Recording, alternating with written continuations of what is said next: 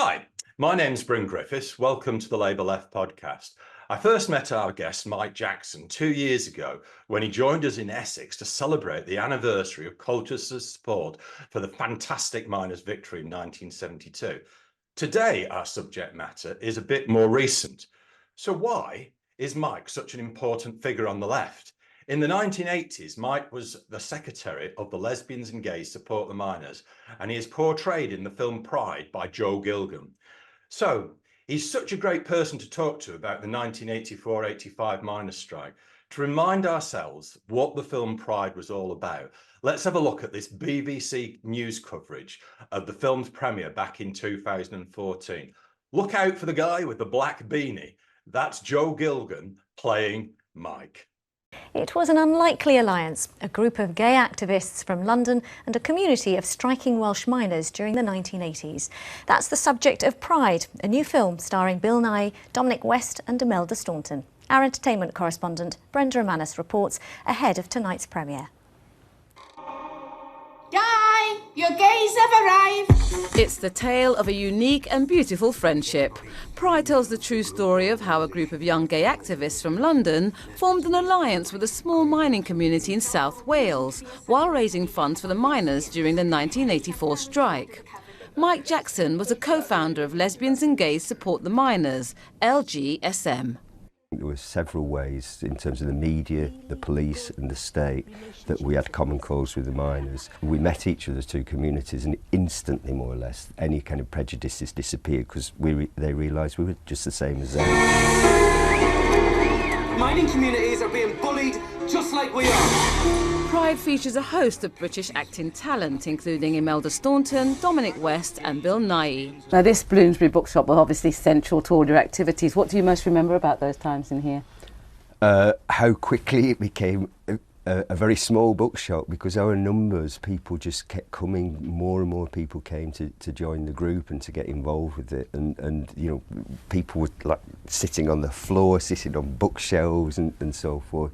It's just been amazing, this journey, especially these last few closing weeks before it actually goes on general release. All kinds of stuff, documents, photographs, people who we'd lost, yeah, are turning up, and that's been just amazing to see that happening. This story of solidarity comes out on the 12th of September. Brenda Romanis, BBC London News. Wow, one of the best scripts Bill Nighy's ever read. How you doing, Mike? I'm good, thanks. Nice to see you, Bryn. So let's get straight in. I was born in Hatfield in the heart of the South Yorkshire coalfield in the 1960s. And I was in Brighton during the miners' strike. And I can honestly say it never crossed my mind during the strike that the lesbian and gay community would form common cause with the miners. Looking back, that was quite something. What on earth were you and Mark Ashton thinking when in 1984 you decided to establish Lesbians and Gays Support the Miners? Good question. I mean, it astonishes me, really. Looking back, you know, I was brought up in that community for the first few years of my life. This wasn't where I saw the strike going.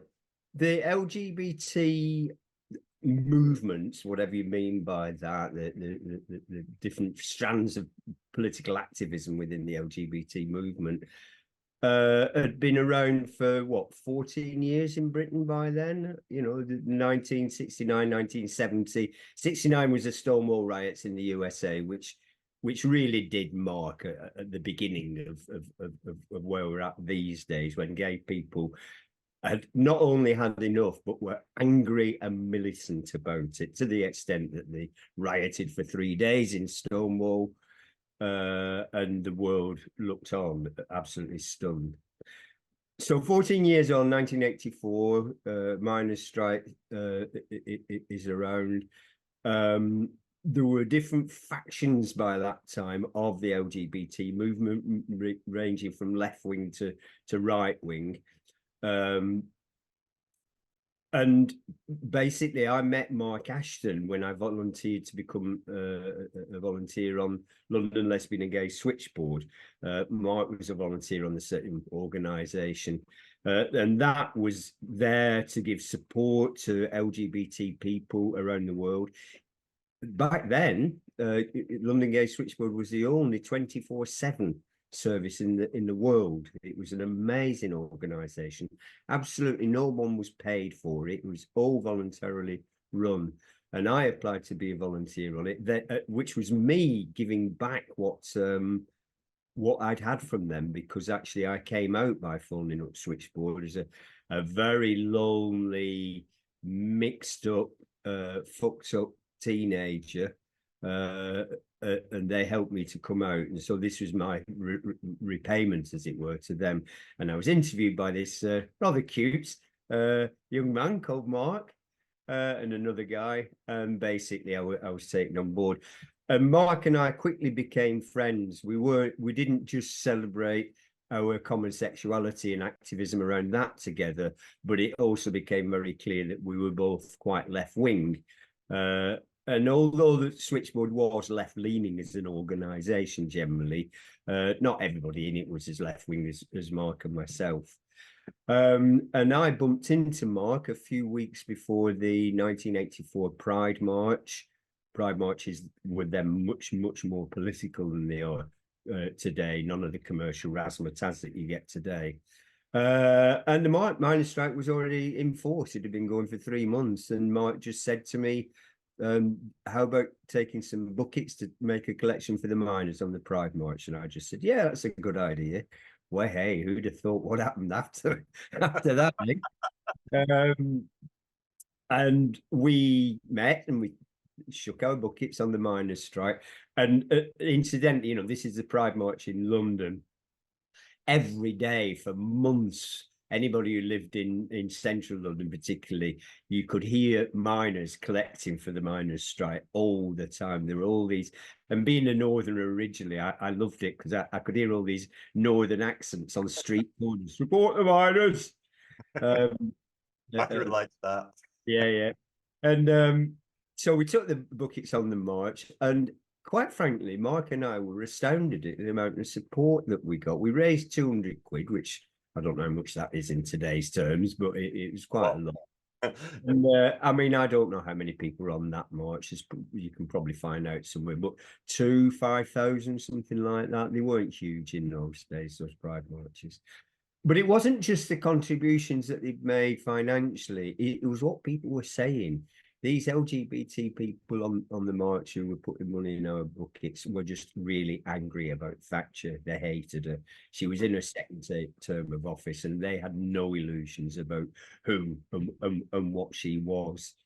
So, yeah, that was the beginning of something. And then after the Pride March, there was a meeting. The march terminated at Mallet Street near the University of London Students' Union buildings, and they'd taken over the entire building for the Pride events, and there were all kinds of different things going on. There was free swimming pool.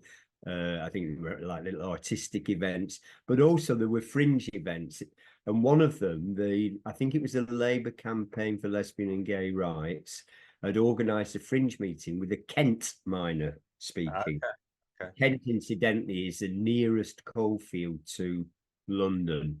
After that, you're talking a lot further away. Nottingham would be the nearest one after that, I think. Boom.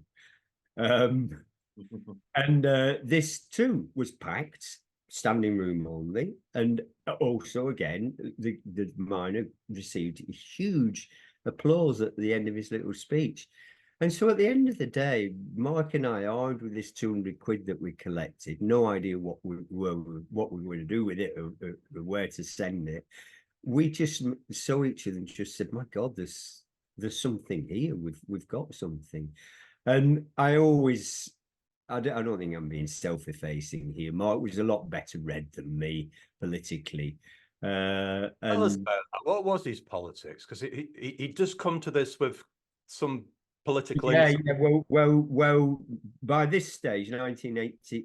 Well, I met him in the year before, 1983. I met him. He's a member of the Communist Party, and later on, I'm not sure exactly when, he became General Secretary of the Young Communist League.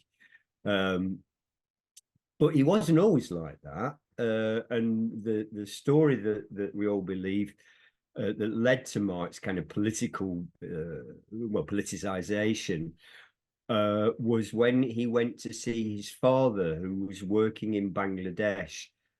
His family came with a Northern English textile industry background.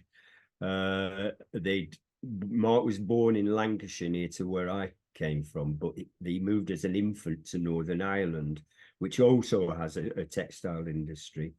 And Mark's dad fitted refurbished looms and things like that in Bangladesh, and he'd invited Mark to go over to see him, which Mark did. And apparently Mark was so moved by seeing people his age and younger, children on the streets begging, no National Health Service, obviously, and the poverty completely shocked him. And he came back a changed man from that particular trip, and got quite into politics. But before that, he'd been a good time gal, just going out, getting drunk, smoking dope, clubbing, and fashions and all that kind of stuff, which he retained.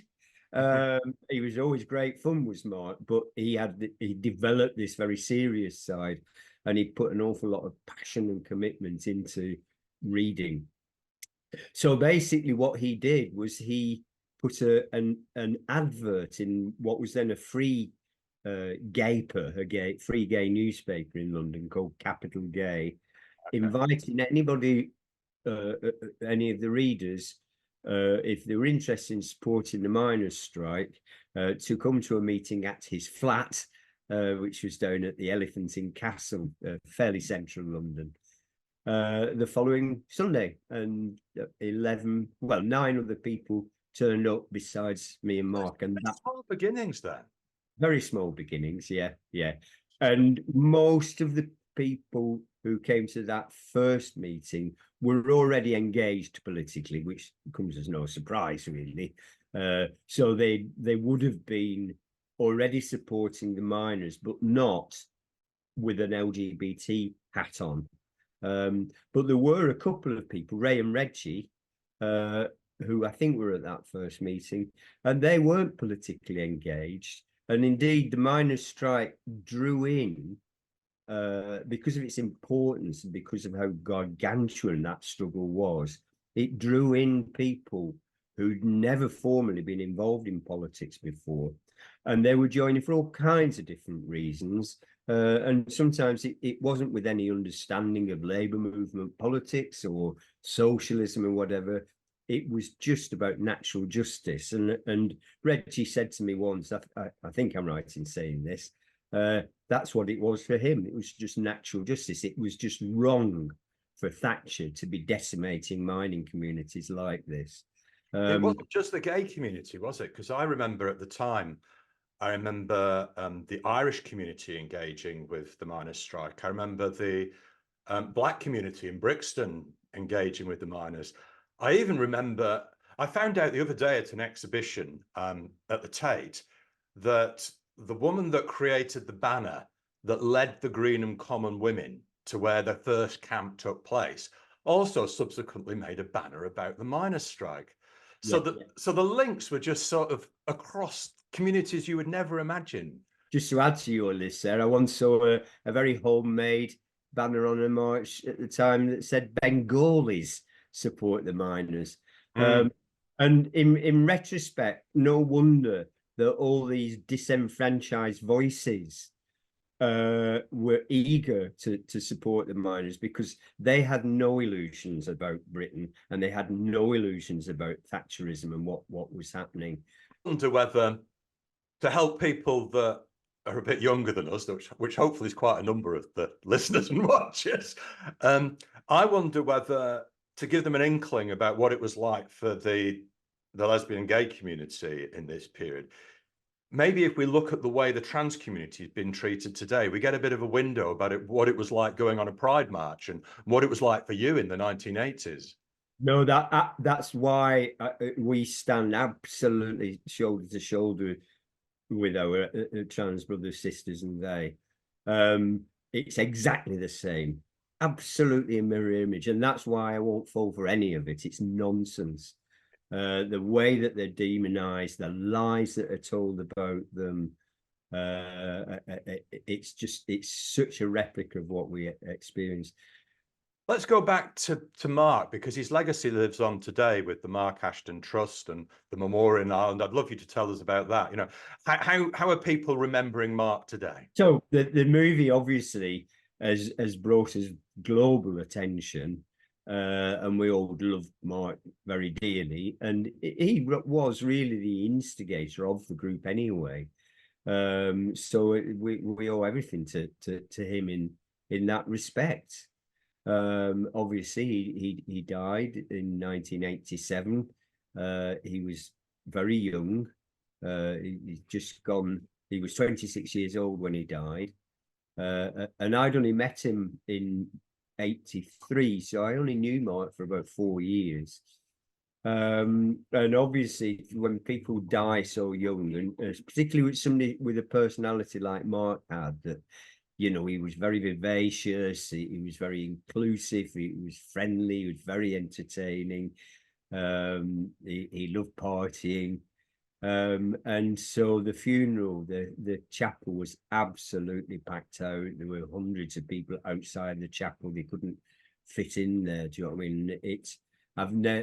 I had never been to a funeral where the vast majority of the people there were in their 20s. You know, I was used to funerals of older family relatives that had died and people be elderly. This was just such a poignant funeral because they were all young people there. So yeah, he was a very well loved and very well known young man, and as I say, when he died, he was already General Secretary of the Young Communist League. Yeah. Anyway, let's go broad again. Why was the miners' strike so important? It's the 40th anniversary this year. We're publishing this podcast on the anniversary of Cortonwood coming out on strike and the strike starting. Why is my diary full of events to remember what happened in a strike 40 years ago? Why is it so important? Right, let me just tell you a little personal story. I was a duffer at school. My headmaster laughed at me getting the prospects of me getting A levels in front of the entire class, by the way. And yet, eventually, I did get a degree. I went to university. First person in my entire family who'd ever been to university. I got a grant from the local authority, a living grant. So that was to pay for my food and clothes and everything else. The tuition fees were free. At the point of use, as it were, then. Yeah. So it was a time when working class kids were really encouraged and nurtured by society as a whole, even by governments. And that was reflected in all sorts of other ways as well. And I attribute all of this now to 1945 and that Labour government that was voted in then, which, having huge war debts just after the Second World War, even despite the war debts, set about this amazing programme of welfare. The National Health Service was introduced. Welfare benefits were brought in. So they were really on a mission to sweep away poverty and to give every British citizen support from cradle to the grave. And I was very aware of that. My grandmother, who was born in 1899, was a fierce supporter of Labour. I remember her telling me that in the 1930s, when she more or less ran with the Eardy grandma, people would weep if the Tories got into power because they knew that would mean they'd be in for a hiding. And you know, she really was, for me, she was this kind of the guide for who I am politically because of all that. And so when the miners' strike came along. Don't forget, Margaret Thatcher was now in a second term of office. She'd only recently been voted back in again. We knew damn well what this was about. It was not about coal and the economics of coal. That was the lie that they told. This quite clearly was an attack on the trade union movement. The miners were the strongest trade union in Britain, and you'll find that anywhere in the world, really. Generally, miners tend to be very, very strong, or tended to be very strong unions, largely because you needed coal to generate electricity. And so if you could starve the supply of coal to power stations, you could bring the country to its knees, because there's no electricity for industry, let alone for domestic households. We knew what Thatcher was like. I remember her getting in 1979. I remember her standing on the steps of 10 Downing Street in May 1979 when she first got elected.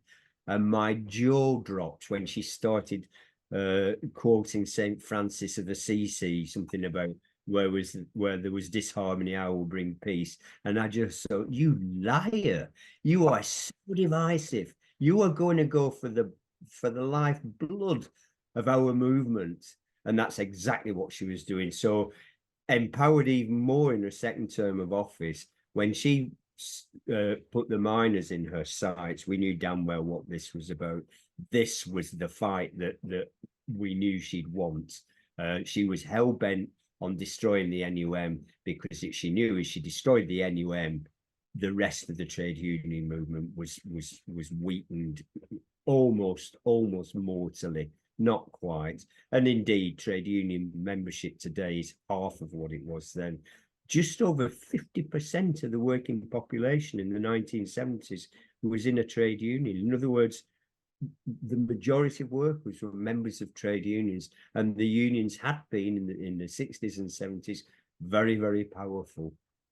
I think that's right. And last time we met, Mike, we were celebrating the miners' victory, not defeat, but the miners' victory in 1972. And they defeated the Tories again in 1974. So Thatcher had her Ridley plan, didn't she, with her Nicholas Ridley had drawn up all the stuff about how they were going to attack miners' benefits, how they were going to have a national police force, how they were going to militarize their treatment of the miners.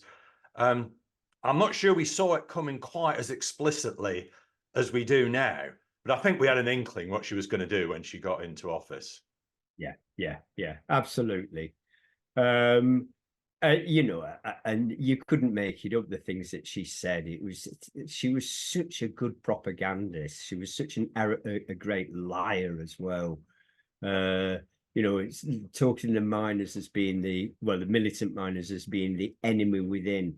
This is just strategically just after the war that she took. Algeria and the Falklands War, wasn't it? Yeah. And sadly, the Falklands War is what got her back into power again the second time, because actually just before the Falklands War, her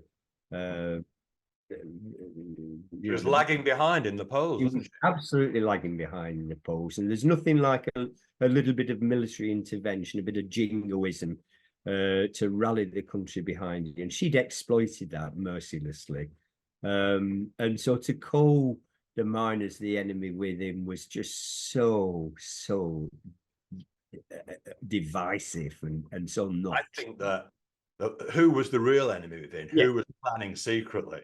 I read a very interesting article this morning on social media about the Stockport messenger dispute and how Thatcher tried out her sort of more military approach to policing up at that dispute in Stockport with, I think, was it Eddie Shah? And I remember students that I knew going up to Stockport and to be quite frank, getting a real battering on that picket line. There was thousands of people there. It was on an industrial estate, but the thing was that people were picketing because to stop the print coming out in the morning. So it was the middle of the night. So the police could sort of batter us with impunity because there was nobody else there. And it was terrifying. I don't know if you went to that particular picket, but I went, and it was I got an inkling of what was coming. It wasn't quite Orgreave, but it was bloody scary enough. Yeah. No, you're absolutely right. It was so well planned, all this stuff. You know, the Ridley report was written 7 years before the miners' strike in the 1970s. Nicholas Ridley was a shadow government minister, and he was sent away to write this secret report. And I really would recommend people who are watching this now to read it. You don't even have to read the whole report. Just read the chapter called Countering the Political Threat, and just see how it was strategized, and it's there in black and white. They planned a miners' strike 7 years before it happened. And so this lie that it's about coal and the economics of coal, that the Ridley plan completely gives that lie away. Because and the other lie, that Scargill made this strategic mistake by starting the strike when he did, as if he had a choice. Thatcher timed the strike so it was just before the summer. Thatcher provoked the walkout at Cortonwood by calling the closure there. It was all part of a concerted plan. The idea that Arthur Scargill sort of provoked it at an ill thought out time is that, well, it's the writing of the history by the winners when you hear nonsense and rubbish like that. Absolutely, and the reason why what we're doing today is so important, the reason for remembering what happened 40 years ago, I'd hate it to be about nostalgia. It's about something real, something that's continuing. You know, we lost the battle, but we haven't finished. It's not over as far as I'm concerned, because the outcome has been absolutely dreadful. You know, we've now got legislation that ties the trade union movement up in knots. We've got the most restricted anti-trade union laws in Europe. We've got so many rights that have been lost due to the Conservatives over the last 40 years. We've got precarious jobs. We've got a loss of all that industrial employment that there used to be available to us. So, you know, I am more angry now than I was 40 years ago. I cannot express how angry I am. At the risk of cranking you a bit up a bit more, Mike, let's listen to a clip of Thatcher at her very worst, talking about Clause 28. Let's just take in the most hated Prime Minister of post-war history. And for people that don't remember her and exactly how bad she was, here we go. But it's the plight of individual boys and girls which worries me most. Too often, our children don't get the education they need, the education they deserve.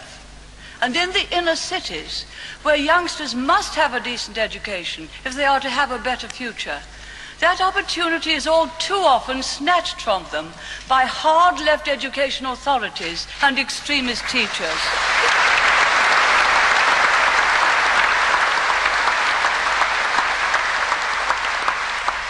And children who need to be able to count and multiply are learning anti-racist mathematics, whatever that may be. Children who need to be able to express themselves in clear English are being taught political slogans. Children who need to be taught to respect traditional moral values are being taught that they have an inalienable right to be gay. Nobody hates Thatcher more than me and you, Mike, but listening to that again, it never ceases to make your flesh crawl, does it? What do you make of that? I do it again. It's all just lies. And do you know, at the time, it turns out now, there's always, God knows what kind of people they are, but there's always been this little gay coterie around Thatcher's hems, do you know what I mean? Lauding her and so forth. They were around her when she was dying. You know, so she had gay friends. Yeah. But of course, she's a politician, and what she says in public and what she does in private are two completely different things. You know, and what she's accusing us of, or the left of, it's exactly the same that we could say to her. You know, all their propaganda is highly political. And what she wants taught in schools is completely doctrinaire and partisan. And of course, the whole that speech really was a precursor to Section 28 being introduced, which was a really nasty, pernicious piece of legislation. There wasn't a single attempt during the life of that, and it was on the statute books for 15, 20 years, I think. There wasn't a single attempt to invoke that piece of legislation because there didn't need to be. What was so nasty about it was it frightened local authorities, because this word, and the key words in clause 28 was promoting homosexuality. Well, when you think about it, linguistically and legally, it's a ridiculous concept. How do you promote homosexuality? Well, you just go up to, I have this magic ability as a gay man. I can just go up to someone and go, "Oh, Bryn, look into my eyes, count to 3. Oh, you're homosexual." Yeah. It doesn't happen like that. Yeah? And so what you have to do with the Tories, you have to decode everything that they say. And the easiest, you get used to this after a while. What you do, everything that they say, believe the opposite to be true. And you more or less, it's a good guide this time, you more or less get it right there. So the opposite of promoting homosexuality is advocating the rights of homosexuals. That's what we were doing, yeah. So instead of living a life of shame, people deciding to take their own lives because of the oppression that we face, people getting beaten up, lesbians losing custody of their children because of the sexuality, and all that dreadful stuff that was going on, people losing their jobs simply because they came out as gay. We were advocating that was wrong. We've talked about all the fantastic support that was mobilised for the miners, but I think if we're going to understand the miners' strike historically, we've got to also understand where it wasn't mobilised, which shifts us neatly to the Labour Party and the role of Neil Kinnock, the Labour leader at the time. Tell us about what your memory is about the role played by Neil Kinnock in the 1984-85 miners' strike. Kinnock comes from the valleys. Yeah. He poses as, you know, the heir of Honora in Bevan. How did he do during the miners' strike? Every South Wales miner we ever met had no time for Kinnock whatsoever. Simple as that. Yeah. I mean, I'm sure there'd be a few loyalists down there who said, "Oh, I would say, well, yeah, I did." But clearly, he was so feeble. The miners had nothing but contempt for him. Simple as that. And ipso facto, same with ourselves. He was very mealy-mouthed about the strike. He was publicly fairly hostile towards Scargill. He was an appalling man. And you know, for me, the measure of these people is measured by how much they like ermine. And people who like ermine, I just think, well, So moving right up to today, is Starmer a new Kinnock?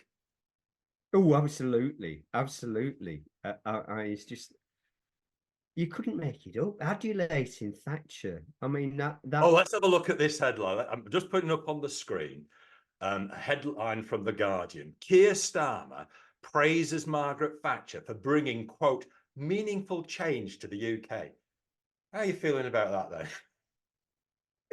I don't know. Is he brain dead, this man? I have a feeling he might be. I mean, he doesn't know anything about politics. He's new to it. And I'm being serious here. He's fairly new to it, isn't he? I don't think he's been in politics more than 10 years, if that.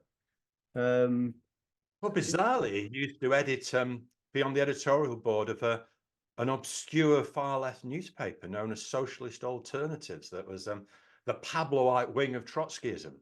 But I don't think that informs his politics anymore. Right. Okay. My God. Yeah. You know, you hear all these stories about people like Mandelson, the same. You know, they were left wing once, and they were in this left wing organization. But people like that who then suddenly turn out to be real right wing. I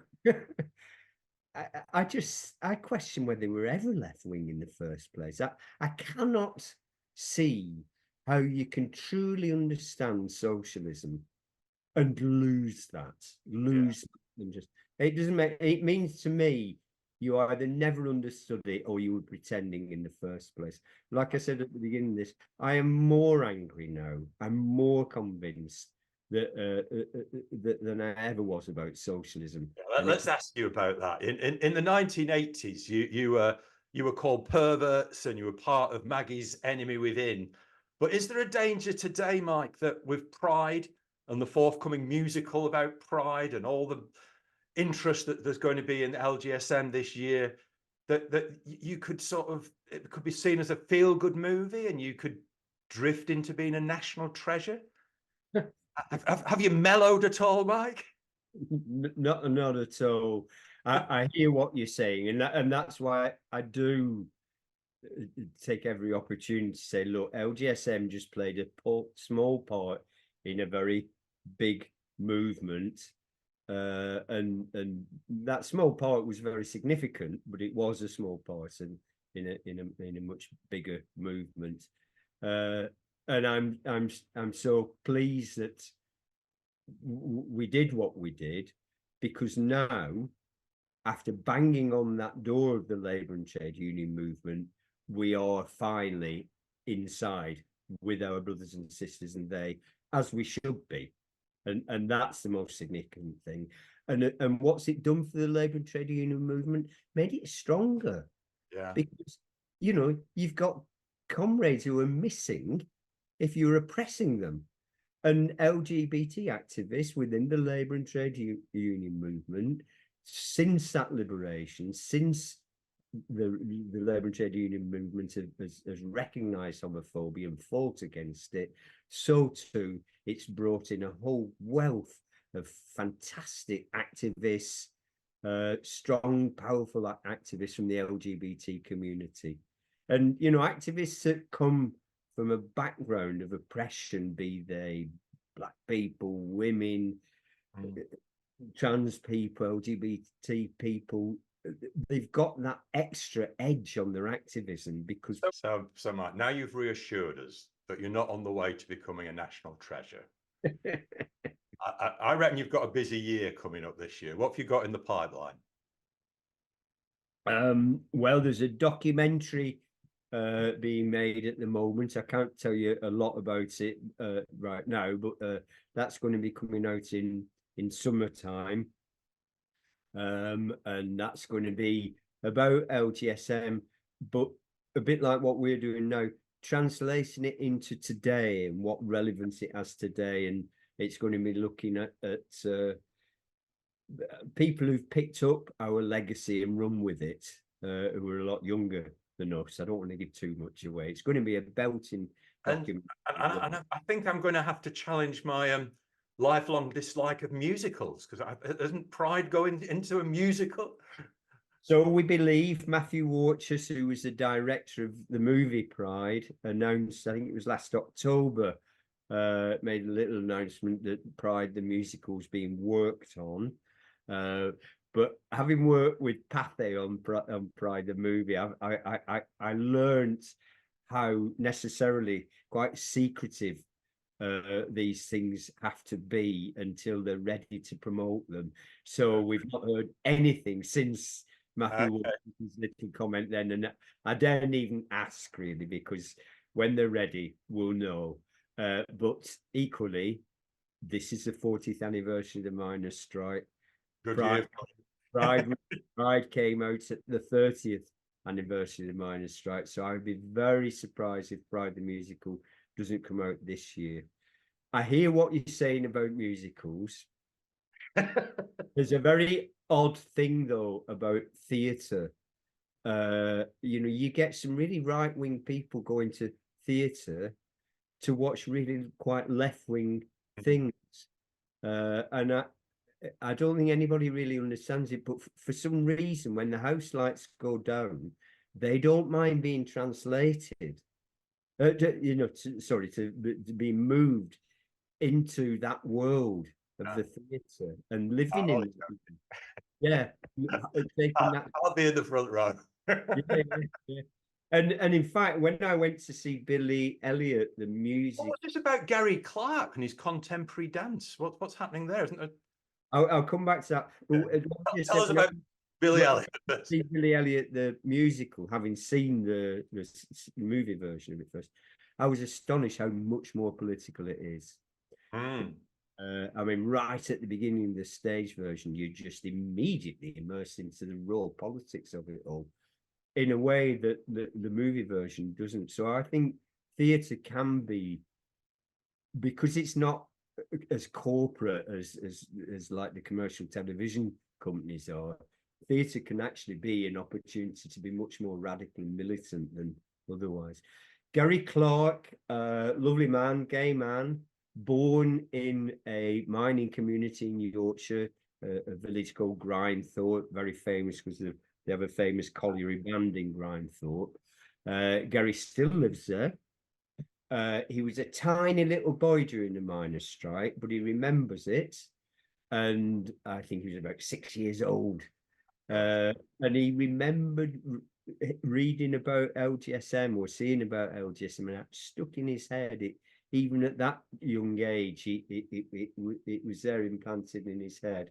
Well, a few years ago, he wrote a piece of music, a dance theatre called Coal, and that was about the miners' strike. He then did a sequel to that called Wasteland, which, as you might imagine, it was about the mining communities a few years after the miners' strike, and the pits have closed down. There's massive unemployment and poverty. But it was also then when the rave scene, the illegal rave scene, was developing.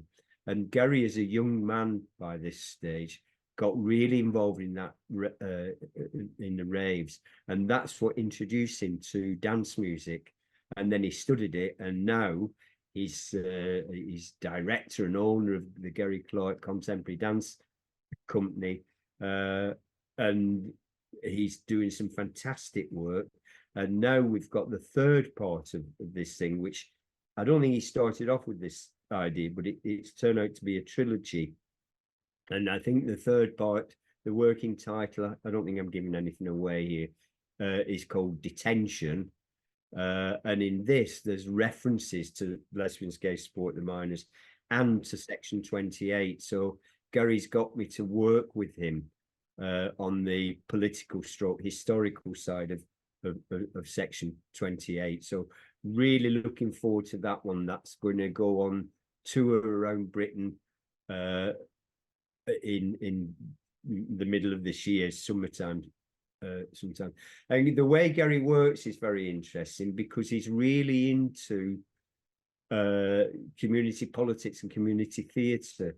So it won't be coming to London, for example, because where he wants to target is working class areas, particularly former mining communities. So you'll be, if you live in Grindthorpe, there's a good chance you'll see his work. If you live in Islington, darling, like I do, then you're not going to see it because he's not interested particularly in talking to the likes of Islington people. He is, obviously, but you get my point. And so what he'll do, he'll contact people in those communities months before the company get there, so that when they get there, there's actually people from the local community come on stage and actually become part of the act. It's brilliant stuff, and it is so moving. It's so powerful. I had some silly ideas about contemporary dance, never having seen it, and then when I first saw the first bit, Cold, that he'd done, I was so moved that evening. I can't explain it, and I'm absolutely advocates of contemporary dance as a form of expression. Well, let's look out for Gary Clark's Contemporary Dance. And have you got a book in you? Yeah. I'd heard you had. I'm writing an autobiography. It's an autobiography, and it's just a big political rant, really. I mean, I've never written anything in my life. I can't imagine that. My career has been horticulture, so it's very removed from all of this. But I've never written a book before, but I really do want to, you know, as I said, I'm 70 this year. I do really want to just get it off my chest to say exactly what is wrong with the world and how we can make it overnight if we choose to. We have the power, we have the imagination to do away with all these people, to roll it back and start again, to have unparalleled universal wealth, happiness and democracy in this country and around the world. And that's what I want to express in this book. We've everything to fight for. Do you have any idea when it might be coming out? Well, I can pretty well get on with it soon, because 2024 is going to be the opportunity, because it's the 50th anniversary of the strike. So I'm 2/3 of the way through it. I look forward to reading that. And finally, before we move on to finding out who your Labour Left podcast class hero will be, let's catch up on Orgreave. Something that struck me during the fantastic drama the other week about the post office scandal was the way that docudrama enabled such progress to be made. I'm hoping this year that the absolute scandal that's as big as the post office scandal of the accusations made against the miners at Orgreave can get the same hearing. So tell us about why it's so important today, the Orgreave Truth and Justice campaign, because I know we're both big supporters of the campaign, and any ideas about what people can be doing in the next year. The Orgreave Truth and Justice campaign has been going about 10 years now. Orgreave wasn't the only violent policing of the miners' strike, but it was probably the worst one and the biggest one. And so we have had for the last 10 years this campaign essentially asking for a public inquiry into what happened at Orgreave. It was it was a very hot, sunny day. The miners who attended the Orgreave coking plant basically was where they converted coal into coke. And by coke, I don't mean white stuff, I mean black stuff. So it was strategically very important to stop the production of coke, because coke was used in power stations to generate electricity. So it's very important to stop the supplies of coke getting out of Orgreave. So a mass picket had already taken place several times at Orgreave. On the 18th of June, another picket was planned. It's a warm, sunny day, being in summer. Most of the miners there with T-shirts on and jeans and just trainers. And a lot of them have said in retrospect, it was really odd when they arrived, because the police were actually being very friendly with them. And they weren't used to police being friendly with them at all. And telling them to go and park up there, sir, in that field there, and the rally's going to take part here. They started playing football with the miners, kicking a ball around, and everything was hunky-dory. And then suddenly the miners just realised that they'd been ambushed. And when they looked round in the woods, there were police with dogs. And then they suddenly saw mounted police in full riot gear. All the police have full riot gear on, and they came from every direction whatsoever. So basically, they've been kettled into these fields, and basically the police rioted. It was an absolute wonder nobody was killed that day. Several people were hospitalised. But the travesty of it, 95 people were charged with different charges. Miners were charged. Not a single one of those cases went ever further than the initial appearance in courts. because it was proven that the police corroborated over the evidence. In other words, they made it up, they lied. But that things like that take years for them to come out. Meanwhile, these poor miners had got the most grievous charges against them. Some of them are many years in prison. And although everybody was acquitted and no charges were pressed, the damage was done.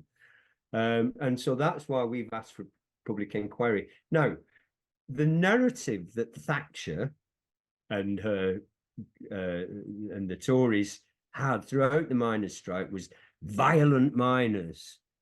Well, here we go. Have a public inquiry. If you were correct about the miners being violent, why on earth would the miners or former miners call for a public inquiry? Surely you've got nothing to hide. And yet 3 times consecutive Home Secretaries have turned down the request for a public inquiry. Well, it's self-evident what that's about. Yeah. There was an odious Tory minister in Thatcher's government. Oh God, his name's just escaped me. Leon Britton. And you were aiming for a big field there. It's many to choose from, easy to forget. Yeah, it was particularly odious, that one. He said famously, the policing of the miners' strike must never ever get into the public domain. What So our job is to get it into the public domain. Absolutely. And this year there's going to be hopefully a huge Orgreave rally, with it being the 40th anniversary. So we want everyone to save the date of the 15th of June. Get yourself down to Sheffield, 1 p.m, 15th of June, and commemorate what happened at Orgreave. But not only commemorate it, use it as a platform to demand that public inquiry that Mike's talking about. Absolutely, absolutely. And it couldn't have, the timing couldn't have been better because of the documentary about the post office, post office masters. Because the right wing, the establishment, had denied the postmasters for years and years and years, and suddenly a documentary gets on television and everything changes. Millions of people signed petitions, and those very same right wing members of the establishment are now going around saying, "Oh yes, it's terrible how the post office workers masters were treated. Yes, we must do something about it." You just think, you liars, you've been forced into this position because the people have been spoken, and you people are so arrogant normally that you have nothing but contempt for ordinary people. But suddenly, now and again, the people rise up and you see what a force we are. They act as if it was something exceptional in the British justice system. Well, let's just look at South Yorkshire. South Yorkshire police are the people that gave us the appalling policing of the Yorkshire Ripper case, where they were bedeviled from the start by prejudice against prostitutes. Then we had the lies about Hillsborough, where the blame for the deaths at the Hillsborough football tragedy were placed on the Liverpool fans. And we have Orgreave, where they're guilty of a police riot and trying to fit miners up with the charge of riot and imprison them for years. I think there's a bit of a pattern here. What happened at the Royal Mail isn't some kind of aberration. It's part of the rotten tradition of British justice, I reckon. So finally, Mike, let's have a look at your class hero of the month. Oh, right. We have a regular positive feature of a class hero of the month. We used to have in a magazine I was involved in years ago, Labour Briefing, we used to have the class traitor of the month. But I've decided we need a bit of positivity because we've got so many class traitors that I wouldn't be able to run the podcast long enough to cover them all. So far, we've had entering into the hall of heroic fame, we've had Ken Loach and Attila the stockbroker. So who's the third, Mike? And tell us about it. He's a dead, and are you all right with dead here? Oh yeah. Well, this is a man called Edward Carpenter, born into quite a privileged background in Brighton in 1844. Goes to Cambridge University, starts off being a curate in the Church of England, but decides to throw it all in and move to Sheffield in Yorkshire to join the nascent workers' educational movement. So this is his way of giving to poor working class people his support by offering evening classes, and he taught philosophy, mathematics, music, and so forth.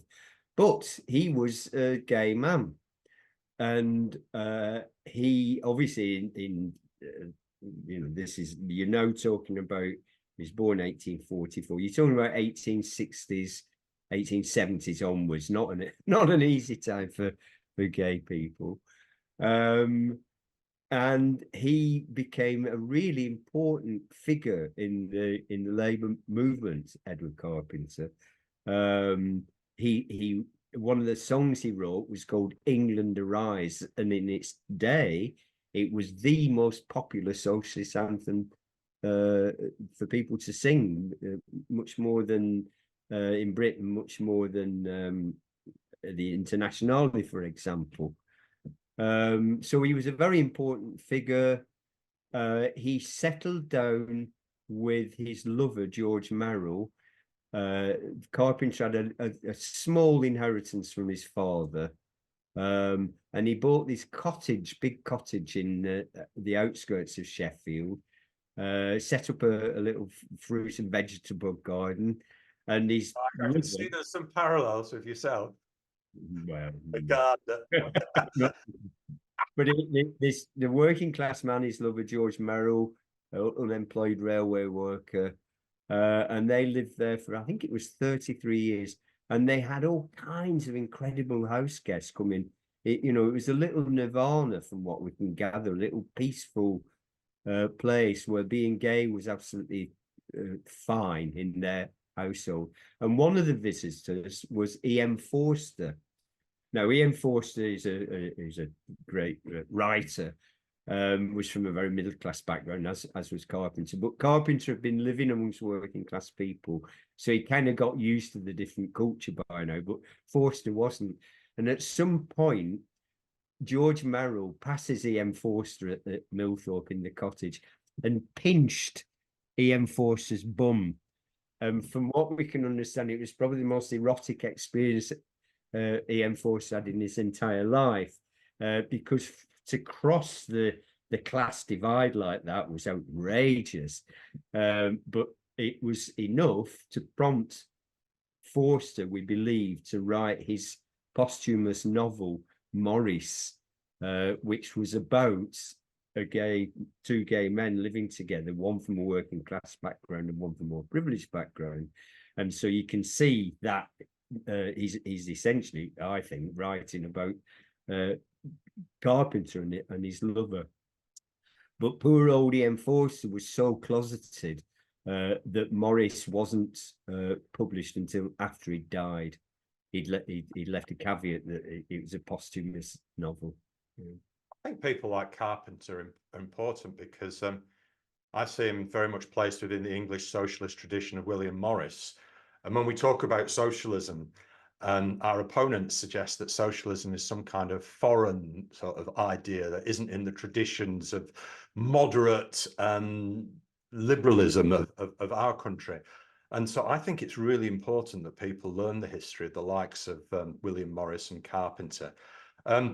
One quote that always amused me, not because I liked it, because I disliked it, but was George Orwell, who wasn't very, who sounds a bit like some of the people that we might meet today, sort of saying that, socialists have got to sort of keep sort of boring and straight and narrow. And he says that one sometimes gets the impression that mere words socialism and communism draw towards them with magnetic force every fruit juice drinker, nudist, sandal wearer, sex maniac, Quaker, nature cure quack, pacifist and feminist in England.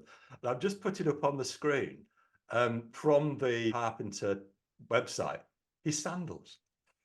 Yeah. Great. Was that was conscious? You were thinking of the Orwell quote. That is Orwell specifically aiming his fire at Edward Carpenter, amongst other people, because Carpenter fits several of those different things.